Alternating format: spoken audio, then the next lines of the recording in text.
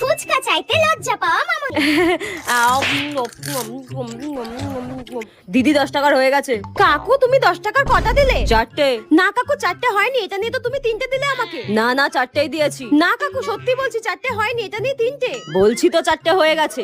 ই বাবা, আশেপাশের লোকগুলো আমার দিকে তাকিয়ে আছে আর আমি ফুচকা নিয়ে ঝামেলা করছি। ঠিক আছে আর দিতে হবে না।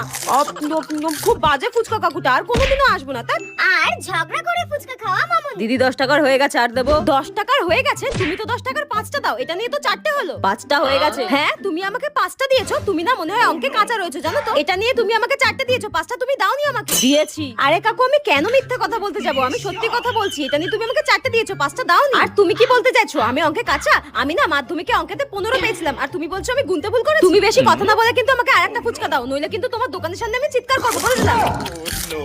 দাও তাড়াতাড়ি। আরে নিন তো নিন। আমার পাওনা ফুচকা নাকি দেবে না, বাজে ফুচকা কাকু একটা।